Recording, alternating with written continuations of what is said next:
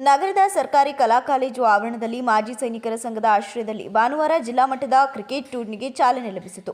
ಸಂಘದ ಗೌರವಾಧ್ಯಕ್ಷ assistant kernel B Doreraj ಅವರು ಕ್ರಿಕೆಟ್ ಬ್ಯಾಟಿಂಗ್ ಮಾಡಿ ಪಂದ್ಯಾವಳಿಗೆ ಶುಭಾರಂಭ ನೀಡಿ ಕ್ರೀಡಾ ಸ್ಫೂರ್ತಿ ಹೆಚ್ಚಿಸಿದರು.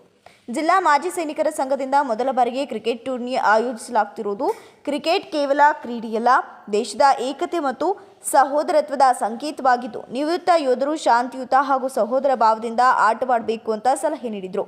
ಮುಂದಿನ ದಿನಗಳಲ್ಲಿ ಇನ್ನಷ್ಟು ಕ್ರೀಡೆಗಳನ್ನು ಆಯೋಜಿಸೋಕೆ ಇದು ಮೂಲಾಧಾರವಾಗಲಿದೆ ಅಂತ ಹೇಳಿ ಪ್ರತಿ ತಾಲೂಕಿನಿಂದ 8 ತಂಡಗಳು ಭಾಗವಹಿಸಿರುವುದು ಸಂತೋಷಕರವಾಗಿದ್ದು, ಅತ್ಯಧಿಕ ಸಿಕ್ಸರ್ ಹಾಗೂ ಉತ್ತಮ ಪ್ರದರ್ಶನಕ್ಕೆ ತಮ್ಮ ವೈಯಕ್ತಿಕ ವೆಚ್ಚದಲ್ಲಿ ವಿಶೇಷ ಬಹುಮಾನ ನೀಡುವುದಾಗಿ ಘೋಷಿಸಿದರು.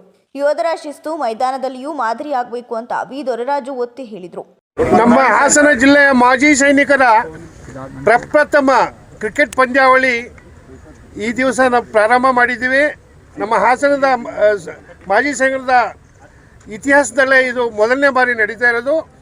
ನಾವು ಯಾಕೆ ಇದು ಮಾಡ್ತಾಯಿದ್ದೀವಿ ಅಂತಂದರೆ, ನಮ್ಮ ಯಂಗ್ ಜನ್ರೇಷನ್ನು, ನಿಮ್ಮ ಮಕ್ಕಳು ಮತ್ತು ಪಬ್ಲಿಕ್ಕಲ್ಲಿ ಇದೊಂದು ಸ್ಫೂರ್ತಿದಾಯಕವಿದ್ದು ಮತ್ತು ಒಂದು ಮನೋರಂಜನೆಯಾಗಿ ನಾವು ಮುಂದಿನ ರೀತಿ ಪೀಳಿಗೆಗೆ ಒಂದು ಮಾದರಿಯಾಗಿರೋಣ ಅಂತ ಒಂದು ಸ್ಟೆಪ್ಪನ್ನು ತಗೊಂಡಿದ್ದೀವಿ.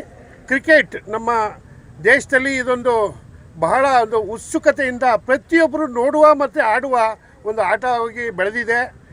ಪ್ರಪಂಚದಲ್ಲಿ ಮತ್ತು ವಿಶ್ವದಲ್ಲಿ ಇದೊಂದು ಕ್ರಿಕೆಟ್ನಲ್ಲಿ ನಮ್ಮ ದೇಶ ಅದ್ಭುತ ಸಾಧನೆ ಮಾಡಿದೆ ಅಂತ ಎಲ್ಲರಿಗೂ ಗೊತ್ತಿದೆ.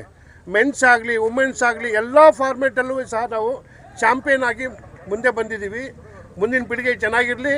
ನೀವು ಈ ಟೂರ್ನಮೆಂಟನ್ನ ಎಲ್ಲರೂ ಉತ್ಸಾಹದಿಂದ ಸಹೋದರ ರೀತಿಯಲ್ಲಿ ಆಟ ಆಡಿ ಪಬ್ಲಿಕ್ಕಿಗೆ ಒಂದು ಮಾದರಿಯಾಗಿ ತೋರಿಸಿ ನಾವು ದೇಶ ಸೇವೆ. ಕಾರ್ಯಕ್ರಮದಲ್ಲಿ ಮಾಜಿ ಸೈನಿಕರ ಸಂಘದ ಅಧ್ಯಕ್ಷ ಎಎಸ್ ಪ್ರದೀಪ್ ಸಾಗರ್, ಪ್ರಧಾನ ಕಾರ್ಯದರ್ಶಿ ಡಿಇ ಸ್ವಾಮಿ, ಜಿಲ್ಲಾ ಉಪಾಧ್ಯಕ್ಷ ಬಿಕೆ ವೆಂಕಟೇಶ್, ಖಜಾಂಚಿ ಎಚ್ಎ ಲೋಕೇಶ್, ಕೃಷ್ಣೇಗೌಡ, ನಾರಾಯಣಸ್ವಾಮಿ, ಮಾಜಿ ಅಧ್ಯಕ್ಷ ನಾಗರಾಜು, ಮಾಜಿ ಪ್ರಧಾನ ಕಾರ್ಯದರ್ಶಿ ಬಾಲಕೃಷ್ಣ ಇತರರು ಉಪಸ್ಥಿತರಿದ್ದರು.